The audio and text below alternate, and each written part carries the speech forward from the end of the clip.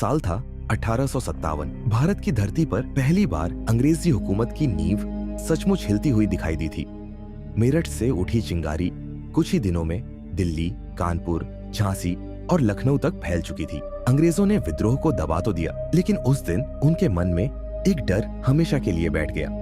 उन्हें समझ आ गया था कि यदि इन क्रांतिकारियों को भारत की धरती पर रहने दिया गया तो आजादी की आग कभी नहीं बुझेगी। और तभी जन्म हुआ एक ऐसे विचार का जिसने आने वाले कई दशकों तक हजारों भारतीयों की जिंदगी को दर्द, अकेलेपन और अमानवीय यातनाओं में बदल दिया। हिंद महासागर के बीचों बीच चारों तरफ अथाह समुद्र से घिरे अंडमान द्वीप, घने जंगल, जहरीले जीव और सभ्यता से सैकड़ों किलोमीटर की दूरी। उस समय इस जगह तक पहुंचना ही ऐसा था मानो इंसान दुनिया से हमेशा के लिए काट दिया गया हो। धीरे धीरे अंग्रेजों ने इस दूरस्थ द्वीप को अपने सबसे खतरनाक कैदियों के लिए चुन लिया। जो भी अंग्रेजी हुकूमत के खिलाफ आवाज उठाता, जिसे वे बागी मानते, उसे इसी समुद्र के पार भेज दिया जाता।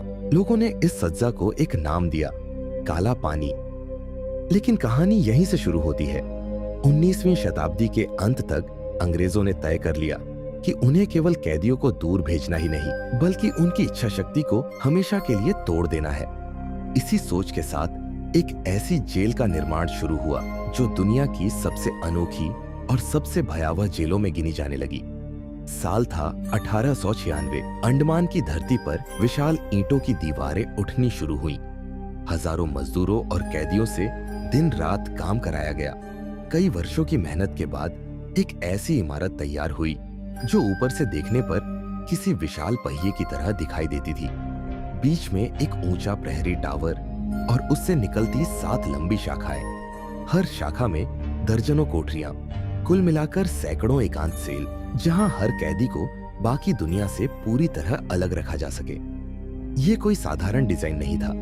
ये इंसान के शरीर से पहले उसके मन को कैद करने की योजना थी। हर कोठरी इतनी छोटी थी कि कुछ कदम चलना भी मुश्किल हो जाए। सामने केवल लोहे का दरवाजा, ऊंचाई पर एक छोटी सी खिड़की जहां से आसमान का बस एक टुकड़ा दिखाई देता था। किसी दूसरे कैदी से बात करना लगभग असंभव था। दिन, महीने और कई बार साल इसी खामोशी में बीत जाते थे। धीरे धीरे अकेलापन ही सबसे बड़ी सजा बन जाता। लेकिन अंग्रेजों के लिए यह भी पर्याप्त नहीं था। हर सुबह सूरज उगने से पहले कैदियों को बाहर निकाला जाता।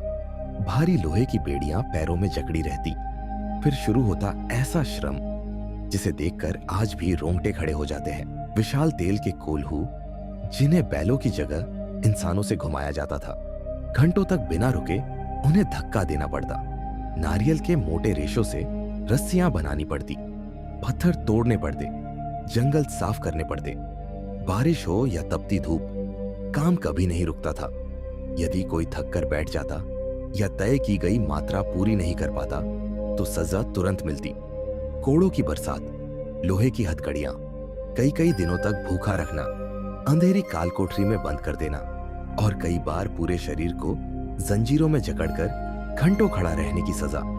इन सजाओं का उद्देश्य केवल दर्द देना नहीं था। मकसद था हर उस इंसान के मन से आजादी का सपना मिटा देना।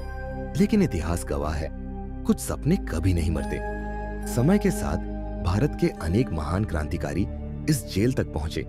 उनमें सबसे प्रसिद्ध नामों में से एक था वीर सावरकर। उन्हें 2-2 आजीवन कारावास की सजा सुनाई गई। वर्षों तक उन्होंने इसी जेल की एक छोटी सी कोठरी में जीवन बिताया। कहा जाता है कि जब लिखने के लिए कागजों और कलम तक नहीं दिए गए, तब शब्द दीवारों पर उकेरे गए, कविताएं याद की गई, विचार एक कैदी से दूसरे कैदी तक स्मृति के सहारे पहुंचाए गए। दीवारें शरीर को रोक सकती थी, लेकिन विचारों को नहीं। इसी जेल में अनेक अन्य स्वतंत्रता सेनानियों ने भी अमानवीय यातनाएं झेली। कई बीमारियों से मर गए, कई भूख हड़ताल पर बैठ गए, कई कभी अपने घर वापस नहीं लौट सके। उनकी कब्रों तक का पता इतिहास नहीं बता पाया। धीरे धीरे इन अत्याचारों की खबरें मुख्य भूमि तक पहुंचने लगी। लोगों के भीतर अंग्रेजी शासन के प्रति आक्रोश बढ़ता गया। जिस जेल को डर का प्रतीक बनाया गया था, वही जेल स्वतंत्रता की सबसे बड़ी प्रेरणा बनती चली गई। फिर समय बदला। द्वितीय विश्व युद्ध की आहट अंडमान तक पहुंची।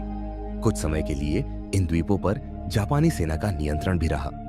इतिहास ने एक और करवट ली, लेकिन इन दीवारों ने हर दौर की खामोशी अपने भीतर कैद रखी। और फिर आया 15 अगस्त 1947।